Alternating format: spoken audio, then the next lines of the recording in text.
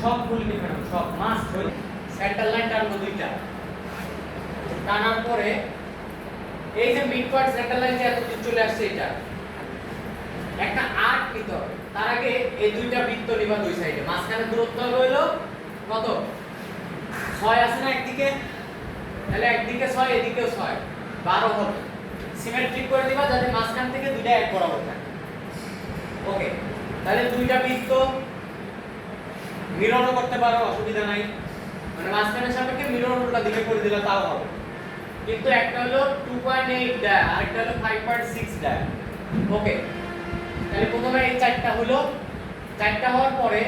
এই যে উপরে যে আর্ক যেটা আছে আর্ক একটা বড় আর্ক আছে ওই 12 মিলি হ্যাঁ 12 এটা এই যে সেন্টার লাইনটা তোমরা আরেকটু বেশি করে টানে আনবা নিচের দিকে এবং এই আর্কের যে আর্কটা তোমরা অঙ্কন করবা সেটার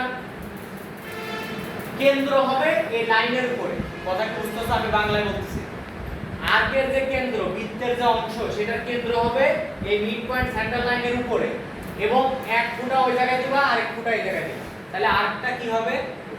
হয়ে যাবে তো আর্কটা হওয়ার পরে এই জায়গাতে ট্যানজেন্ট ওই জায়গাতেও ট্যানজেন্ট দুই জায়গাতেই ট্যানজেন্ট দিতে হবে তারপরে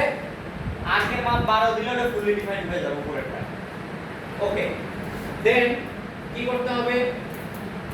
মোটামুটি একটা দূরত্বে যে আর্ক দূরত্বে একটা মিড পয়েন্ট লাইন টানতে হবে কি বলছি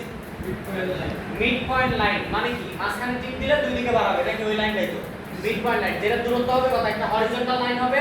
দূরত্ব হবে কত মিলি উপর থেকে 8 মিলিমিটার নিচে হবে এই যে হরিজন্টাল যে সেন্টার লাইন আছে সেটা থেকে 8 মিলিমিটার নিচে হবে ওকে তারপর এখান থেকে একটা লাইন টানবা লাইন টানে এখানে দূরে এসে কাছে আসলে কি হবে আর্ক হয়ে যাবে কথা কি বুঝতে পারছো আমার দেখো এই লাইনটা থাকার পরে তুমি আরেকটা লাইন টানবা খারাপ লাইন টানার পরে এখান থেকে জাস্ট দূরে যা কাছে গেলে কি হয় বলো তো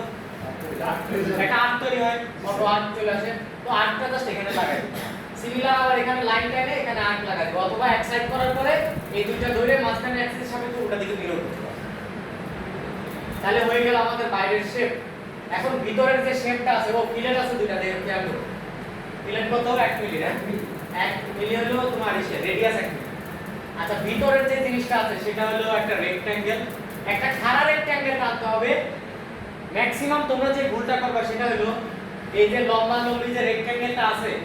এটা হলো সেন্টার রেক্ট্যাঙ্গেল দিয়ে টানতে হবে আচ্ছা সেন্টার রেক্ট্যাঙ্গেল দিয়ে টানলাম তাহলে প্রথমে সেন্টার তারপর রেক্ট্যাঙ্গেলটা তাই না এখন তোমরা ম্যাক্সিমাম কি করবে এই সেন্টারটা মেইন সেন্টারের সাথে ধরাই দিবে এটা তো ঠিক না কেন কারণ সেন্টারটা তো নিচে এবং কতটুকু নিচে এই যে নিচের লাইন থেকে 2 মিলি উপরে দেখতে পাচ্ছ বিষয়টা স্কেচ বাঁধা বাঁধা করে ফেলতে হবে একেবারে যা আছে মাপ সব খেয়ে ফেলতে হবে আমি কিন্তু প্রত্যেকটা এই জায়গায় যতগুলো মেজারমেন্ট আছে সবগুলো কিন্তু বলতেছি মানে কোনোটা বাদ আছে এমন দেখছো এই 3.5 তো দিতে হবে যে অরিজিনাল ভার্টিক্যাল থেকে যে মাপ মেইন লাইন থেকে দূরের মাপটা তার মানে টোটালটা 7 ওকে তাহলে এইটা একটা এই যে এখানে সেন্টার মানে র‍্যান্ডম একটা জায়গায় সেন্টার দিবা র‍্যান্ডম যে কোনো জায়গায় এই লাইনের যে কোনো জায়গায় একটা সেন্টার দিবা দেওয়ার পরে রেক্ট্যাঙ্গেলটা টানবা ঠিক আছে রেক্ট্যাঙ্গেল টানার পরে এই নিচে যে হরিজন্টাল লাইন থাকবে আর একদম সর্বশেষ যে হরিজন্টাল লাইন এই দুইটার মাঝখানে দূরত্ব হলো 2 মিলি এবং এই লাইনের ভাগের মাপ হলো 3 মিলি টোটাল লম্বা মাপ হলো 7 মিলি 7 মিলি কেন কারণ এটা অর্ধেক মাপ দিছে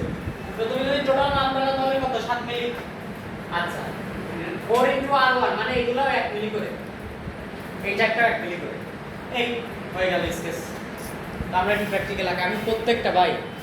এরকম ক্লাস পাওয়া যাবে না সিরিয়াস বলতেছি ভাই এরকম ক্লাস কেউ করাবে না আমার কষ্ট লাগতেছে আমরা এই সমস্ত ক্লাস পাই না আমরা কিন্তু কষ্ট করে শিখছি বুঝছো তোমাদের মতো এরকম